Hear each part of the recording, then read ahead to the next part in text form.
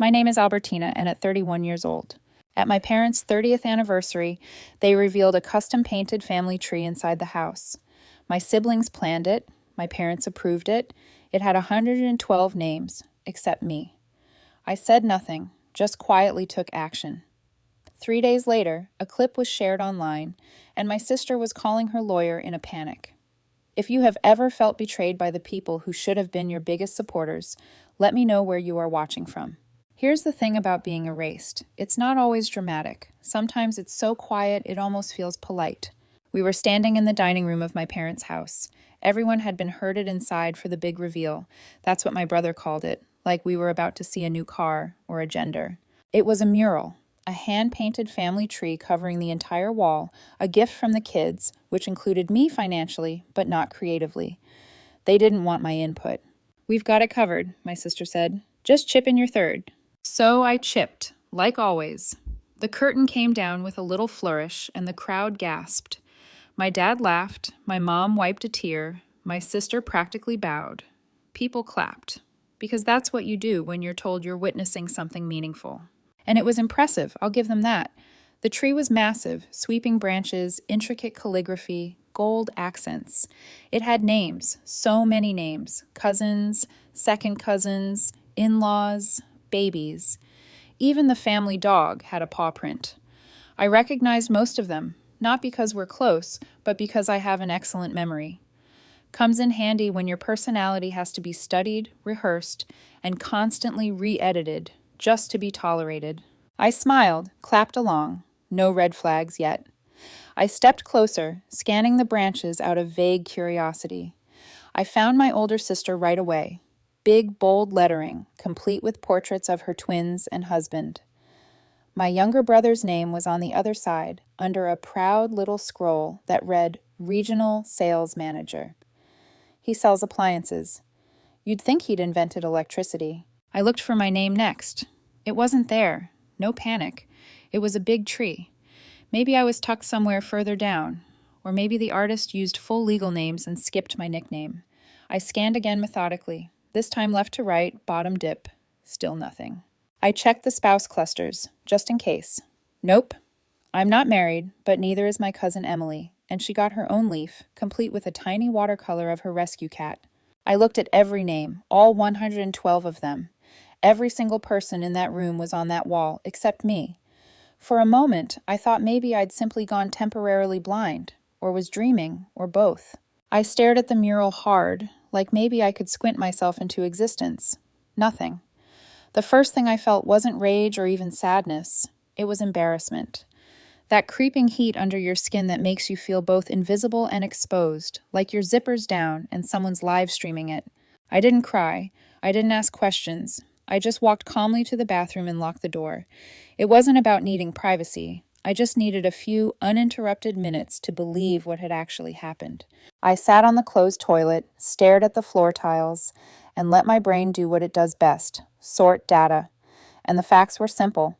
I helped pay for a mural that included over 100 people, a mural that was approved by my siblings and by my parents. And in that entire process, weeks, maybe months of planning, no one thought to include me. Or they did think of it and decided not to. That's the part that got me, the intentionality of it. It wasn't an oversight. Oversights don't survive 4 drafts, a deposit, and a wall. After a while, I realized I'd been sitting there for close to half an hour. No one had knocked. No one had texted. No one had even noticed I was gone. I splashed some water on my face, dried it carefully, reapplied lip balm, smoothed my hair. When I opened the door and walked back into the dining room, the mural was still the star of the show. People were taking selfies in front of it now, pointing out their names like they'd won something. My mother was near the drinks table. I walked over, smiling like nothing had happened. "Hey," I said casually. She turned, cheerful. "Yes, sweetie? Don't you think something's missing from the mural?" She looked confused. "Missing someone?" I said, still smiling. "Who? Me?" Her expression didn't change much, just a blink, a half-second pause. "Oh, that," she said, straightening a stack of napkins. "Well, we just didn't think you'd want to be on it. You know, you're not really into this sort of thing." "Legacy?" I said. "You know what I mean." From behind her, my dad snorted. "We figured you'd call it sentimental nonsense and roll your eyes." I nodded just once, and that was it. They knew. They'd seen the final version, they'd approved it, and they were okay with it. Comfortable, even. So I said nothing else, just turned, walked to the front door, and left. No one stopped me. No one followed. I got in my car, started the engine, and drove, not home, not yet. I had things to do, quiet things, careful ones, and a very well-organized folder I hadn't opened in a long time. I said nothing that night, but 3 days later, they'd see my name, somewhere they weren't expecting. And this time, they wouldn't be able to erase it. I'm autistic.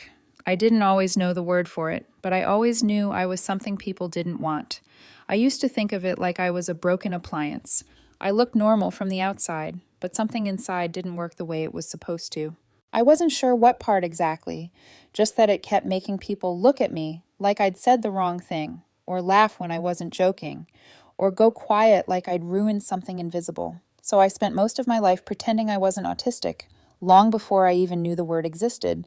My whole childhood was basically one long experiment in how to pass for someone who belonged.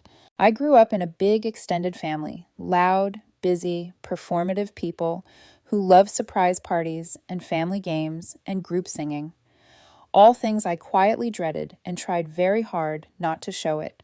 We had cousins like most people have houseplants, too many to name, all crowding into one room. It should have felt like a community. It didn't. From the time I was 5, I knew I was the wrong kind of different, and the message came loudest from inside my own house. One of my earliest memories was telling my aunt that her new haircut looked uneven. I thought I was being helpful. She'd asked what I thought, and I told her directly, like I was taught to. I didn't think much of it until my mom pulled me aside and told me I was rude, embarrassing, and ungrateful. Then my dad chimed in about how I needed to learn tact, or I'd never have friends. I was grounded for 2 weeks over a haircut. When my brother told the same aunt she looked like a pink sheepdog 6 months later, everyone laughed. That was the theme. My siblings, Jake and Elise, were the golden kids. Social, expressive, always on. Elise, in particular, could say or do just about anything and be seen as charming. When I copied her exact phrasing in a group conversation once, I got a weird look and was told I was trying too hard, which I was, but not the way they thought. I was trying to figure out how to exist around them without being corrected, laughed at, or ignored. Jake used to bark at me like a dog when I walked into a room, just to see if I'd flinch. Elise would mimic my voice in a high-pitched whine, saying things like, "Technically, it's not accurate to say that," because I used to correct them when they said things that weren't true. You know, like a regular kid who cared about facts. My parents saw it. They laughed too. "You have to admit, Albertina, you do sound like that." What I never heard was, "Hey, stop mocking your sister." So I started trying to fix myself. I didn't do it because I enjoyed reading or wanted to be better at networking. I did it because I was desperate. I had entire shelves of books on communication, social skills, body language, titles like How to Talk to Anyone and Social Rules for Kids. I didn't read them like books. I studied them like I was training for a test. Eye contact, 3 seconds, then look away. Smile when greeting. Nod occasionally. Ask questions. Don't talk too much. Don't interrupt. Don't correct. I practiced in the mirror. I recorded myself to hear if I sounded weird. I watched other people and took mental notes. And still, at every family gathering, I was the one off to the side, too quiet, too intense, not fun enough. I'd sit at the kids' table even when I was 16 because no one made room for me at the adults' table and no one asked me to join in anything else. When I did try, when I smiled and joined conversations and mimicked the right tone, they'd ask, "Why are you acting like that?" I was stuck. If I was myself, I was a problem. If I masked, I was weird.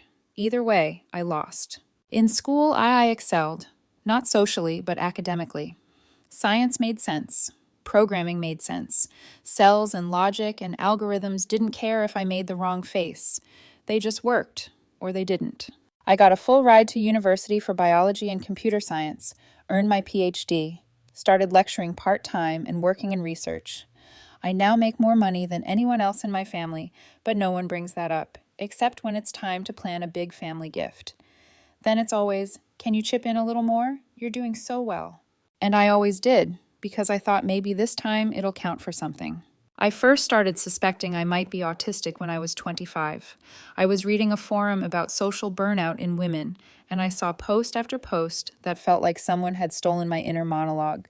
Women talking about masking, about never feeling natural, about having to study how to socialize, about being exhausted after a birthday party.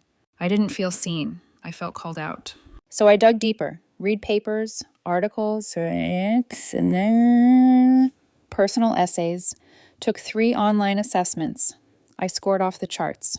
I didn't want to assume anything, so I found a specialist, did the full assessment, sat through hours of questions and evaluations. And at the end, I got what I already knew: a formal diagnosis: autism spectrum disorder. I told my family. I sat them down, or tried to. My mom kept getting up to refill her tea. When I finally got the words out, she laughed. "You're not autistic, Albertina. Don't be silly. You just don't like parties." My dad said, "You're too smart to be autistic." Jake said, "Oh, so now we're supposed to walk on eggshells around you?" Elise just smiled and said, "You've always liked labels." This is the same sister who built a brand around neurodivergent inclusivity, who puts neurodivergent models on her campaigns, who talks about representation in interviews and then commissioned a mural with 112 names on it and left mine off. They didn't forget me. They didn't overlook me. They erased me. And if I hadn't walked into that room and looked at that wall with my own eyes, I might have gone another decade believing that if I just tried harder, if I just fixed myself a little more, they'd let me belong. But now I know they never wanted me to, and I'm done trying to earn it. I didn't scream. I didn't demand answers. I didn't call anyone to explain how deeply they'd hurt me. I just stopped answering. No dramatic group chat exit, no last word. I muted the family thread, archived the messages, and turned off read receipts. And then I unplugged from the machine I'd been powering my entire life. The first thing I cut was money. Not all at once. I wasn't trying to make a point. I was just done. I canceled the automatic transfer that covered part of my parents' property tax, the one they never acknowledged but clearly depended on. I withdrew my contribution to our shared family events fund, which had started out as a group thing but slowly became Albertina Covers What We Forgot. I declined the Venmo request from Elise for the floral arrangements she'd already ordered on our behalf. I stopped paying for people who didn't think I belonged to them. No one noticed for the first week. I watched quietly as the group chat buzzed with filtered party pics and post-event praise. Then someone brought up the missing birthday deposit for our cousin Lily's daughter. Jake: "Did anyone cover Albertina's part?" It bounced. Elise: "Pretty sure she just forgot. Can one of you follow up with her? She might be overwhelmed again." Overwhelmed. That was their favorite word for me. Not autistic, not excluded, not betrayed, just overwhelmed. As if I had tripped over my own shadow again. A few days later, Elise sent me a voice note. I listened to it once, then again, just to confirm I hadn't imagined the tone. "Hey, so I know things have been a little weird, but I just wanted to check in. We really missed you after the party, and I know you've been sensitive lately, but you know we love you, right? Like, obviously, you're important to the family. Anyway, let me know if you're okay. Also, if you could send your third for Lily's gift today, that would be amazing. No pressure." I didn't respond. The next morning, I woke up to a forwarded invoice and a passive-aggressive, just circling back email from Elise's assistant. I deleted it. Then came the guilt parade. My mom left a voicemail where she was clearly trying to sound calm, but had that sing-song panic voice she always used when things were falling apart. "Albertina, sweetheart, I don't know what's going on, but this isn't like you. You've always been so generous and dependable. I know the mural was complicated, but we were just trying to do something special. We didn't mean to upset you. Please don't let this ruin the whole family dynamic." The whole family dynamic, that's what she called it. Not what they did, just my reaction to it. They didn't get it because they didn't want to. They painted me out, laughed in my face when I brought it up, and now they were confused. I didn't want to keep being their silent donor. I wasn't angry, not anymore. I was just not available. I had energy again, the kind that shows up when you stop pouring your worth into people who only see you as a resource. And around that same time, I got an email from a conference organizer. A keynote speaker had dropped out last minute from a neurodivergence and mental health summit. Someone had seen a blog post I'd written months ago about high-masking autistic women in academia. They asked if I'd be willing to speak. At first, I almost deleted it. I'm not a public speaker, not by nature. But then I thought, maybe that's the point. So I said yes. I spent a week writing the talk, not rehearsing it, just writing it honestly. I opened with a story about a girl who always brought the extra cupcakes to the party, paid for the pizza, picked up the slack, took on the planning.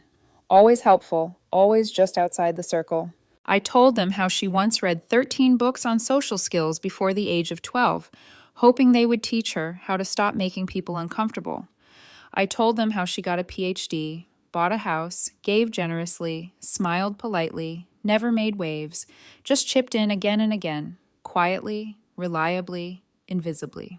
Until one day, she helped pay for a mural, a family tree. It had 112 names. Hers wasn't one of them. The talk was live streamed. I didn't think much of it. I went home, made tea, and graded papers. But by morning, the clip had over 60,000 views. People shared it with captions like, "This hit harder than I expected, and the cruelty of quiet exclusion." You can't call yourself inclusive if you erase your own sibling. The comments started flooding in, some from strangers, some weren't. One person wrote, "Isn't this about that fashion designer who always posts about neurodivergence?" Another replied, "Didn't her sister pay for that mural too? I remember the photos." I didn't say a word, but I didn't have to. And then something happened I didn't expect. They sued me. I should have seen it coming, but somehow I didn't. Not because I didn't understand who I was dealing with. I did. I just thought maybe even they wouldn't be that stupid or that petty or that delusional. But no, they were exactly that. The envelope came via courier. A man in a suit handed it to me like I was being served in a thriller. I half expected him to say, "You've been warned." Inside, a lawsuit filed by my sister's company for reputational damages against me, as I told the truth and it went viral. Because apparently, publicly excluding your autistic sibling is fine, until the public notices. Her brand had already started bleeding by then. It started with a few quiet comments online, then people began reposting clips from the conference, my talk, with quotes like, "She paid for the mural, her name wasn't even on it." Funny how some inclusive brands only include people who make them look good. 112 names, not hers. People asked questions. And when you build your entire business on the aesthetic of inclusivity, questions like that are poison. Partnerships went silent. A model backed out. An influencer canceled a collab and posted a cryptic story that everyone knew was about Elise. Suddenly, the sister who always claimed to stand for neurodivergence was being asked why she couldn't even stand next to it. And so she decided to sue me for creating a misleading narrative, for implied defamation, for orchestrating a targeted reputational attack. She also threw in emotional distress, which I found kind of adorable. I mean, me orchestrating a reputational attack? Please, I can barely organize a spice rack without taking breaks. I hired a lawyer, a good one. She asked me, "Did you name her in the talk?" "Nope." "Did you identify her business?" "No." "Did you lie about anything?" "No." She smiled. "Then let's have some fun." We built a case carefully. I handed over the bank transfer proving I'd paid for 1/3 of the mural. Screenshots of the group chat where I was told, "We've got it covered," and never consulted again. A digital guest list, 112 people, every one of them on the wall except me. A high-res photo of the mural itself with names labeled "Celebrated." And the kicker, an email from Elise's assistant.